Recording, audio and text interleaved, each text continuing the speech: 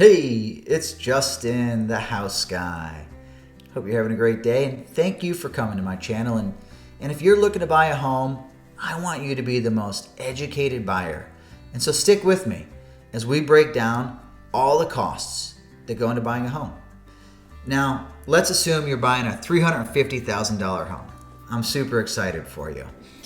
But the question is, how much money will it take for me to get this home for $350,000?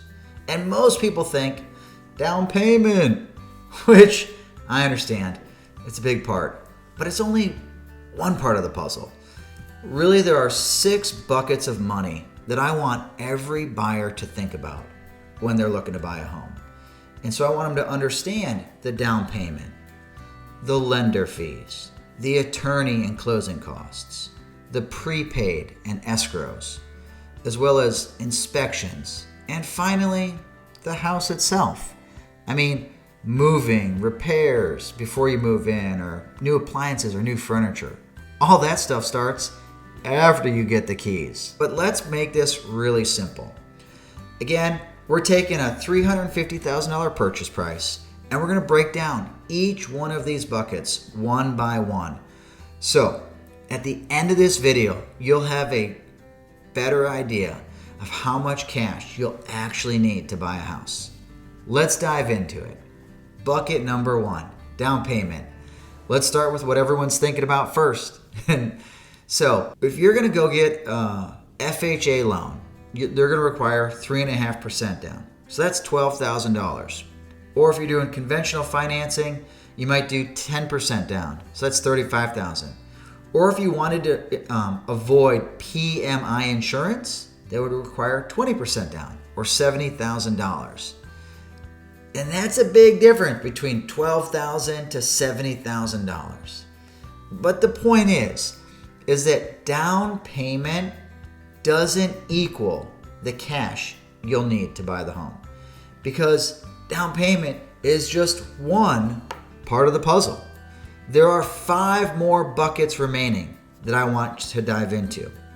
So let's look at bucket number 2, lender fees. These are the costs associated with getting the loan. You could have origination fees, or underwriting fees, or administrative fees, or appraisals, application fees, or possibly discount points. Depending on the loan and lender, I'm estimating between $3,400 to $7,000. That's a big difference. And that's why you don't just compare the interest rate the lender is offering, but you look at the whole picture of the cost to get this loan. I have a real life example here. And let's look at this, how quickly these individual charges start adding up.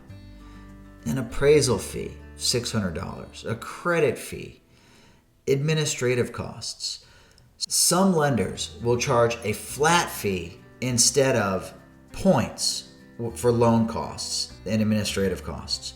If you look at these differences, there's a $3,000 difference between the lender who's charging a flat fee and administrative cost and one that charges points.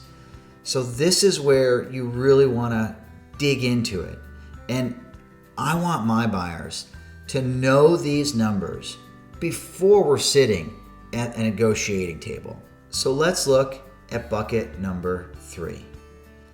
Attorney fees and closing costs. The title work fee, the settlement fees, the title insurance, and all the other miscellaneous fees attorneys charge. In our example, we're going to budget approximately $2,200. And that will allow us to jump to bucket number 4, prepaids and escrows. These often come as a surprise to a lot of first-time buyers. See, you're paying homeowners insurance in advance, and then you're putting money into an escrow account for that future insurance 12 months down the road, or prepaying your taxes for the same scenario. You're not necessarily being charged other fees, but you're funding expenses associated with owning a home for the future.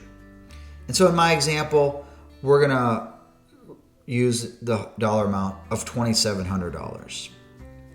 Next is inspections. Now, this is a big one. As a buyer, you want to protect yourself, and you want to know what's wrong with the house. You're going to get a home inspection and a common CL 100 or a termite letter. Or depending on the property, you might need a well and septic, or an air quality, or a radon test. You might have a pool or spa inspection. The inspections can go on, and you could spend roughly $550 for a simple situation, but potentially several thousands of dollars if the home needs specific and special inspections.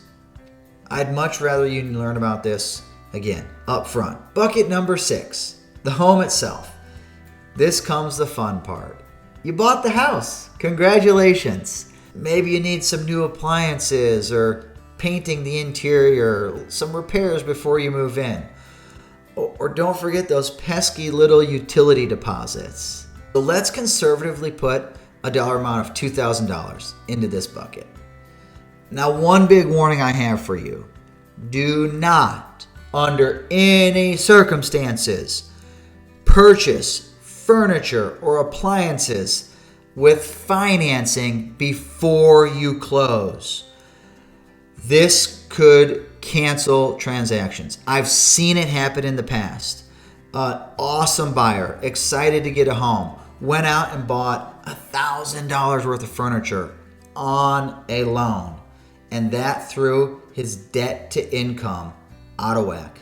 Canceled the deal. I don't want that for you. So please take fair warning. Do not finance anything until keys are in your hand. Let's look at all of this together and see how much money we need when buying a $350,000 home. We have that down payment of $12,000 and the lender fees, conservatively speaking, $3,400. Attorney and closing of $2,200. Prepaids and escrows of $2,700. Inspections of $550. And let's put a moving reserve and repairs at $2,000. This gives us approximately $23,000 out of pocket to get you into that new home. Here's the good news. Buying a home doesn't have to be confusing. We understand the numbers. And before we start, we build a plan with you, the buyers, to understand the numbers as well, so we can all enjoy the process. And it puts you in the best possible position when going to make an offer. Again, I'm Justin, the house guy. Thank you for watching, and if you found this helpful, please like and share it with your friends, colleagues, or generally nice people.